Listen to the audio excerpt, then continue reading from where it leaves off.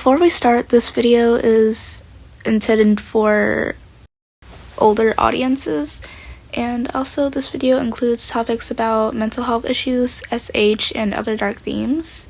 So viewer discretion is advised. I'm not sure when it started, but I remember being called a quiet kid ever since I was in kindergarten. Despite being called the quiet kid, I actually had pretty good relationships with a lot of the people in my class. I even had two best friends who I was very close with at the time. This was in first grade, by the way. Over our years of elementary school, however, one of my close friends started to drift away. This was mainly because we didn't get assigned the same classes, but also because her personality was always more outgoing than me and my other friend. Let's call my other friend Birdie because she loved birds. I always remember her being a little toxic to me.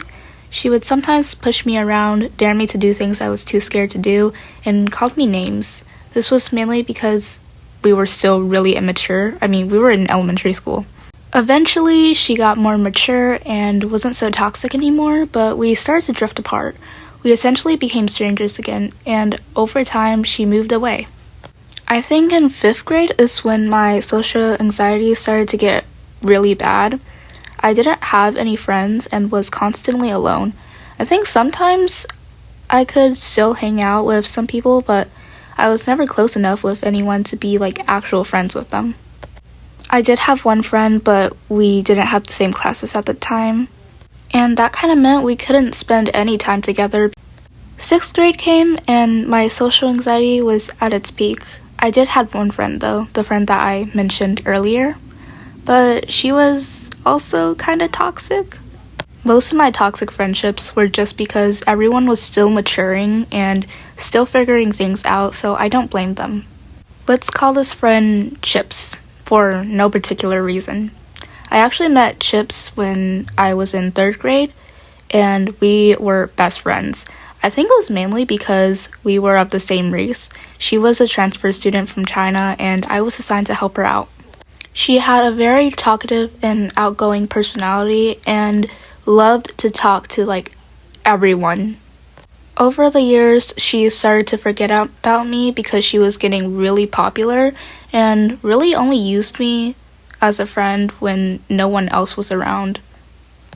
I couldn't really break ties with her because she was literally the only friend I had and also, really popular, so I was scared.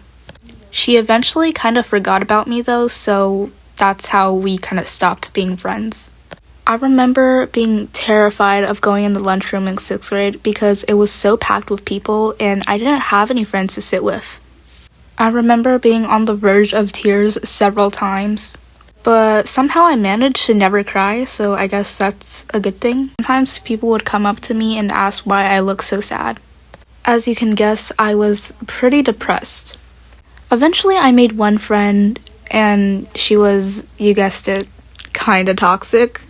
She was a little bit more popular than me, so she treated me as someone who needed help because I didn't have any friends. At first, I thought it was nice because she was helping me get more friends, but she would force me to talk to people I didn't know at all, and it made it really awkward. I never made any friends because of her help. She would constantly call me awkward and unfixable, but I do remember having some good moments with her. I eventually broke ties with her because of the reasons I listed, and also because she was gossiping to her friends about my SH. If you don't know what that means, you might be a little too young, so click off and watch something else. I wasn't really good at hiding it, but people at my school just didn't care. One time, an officer acknowledged that he noticed when he was showing off how observant he was, but he never did anything about it, which was kind of lame of him. I remember it covering my whole entire arm like a sleeve, from my thumb to my arms. In a way, I kind of wanted people to notice so they could care about me, but the one kid who did told other kids about it instead of getting me real help by talking to adults. She was still very immature at the time, so in 8th grade she got a lot better, but I was no longer friends with her by then. I want to end this video off on a good note though.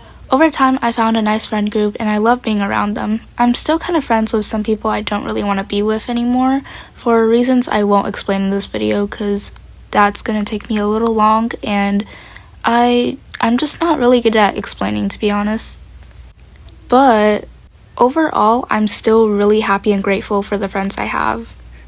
That being said, if you're going through a hard time right now, maybe talk to someone about it, or you could vent in my comments.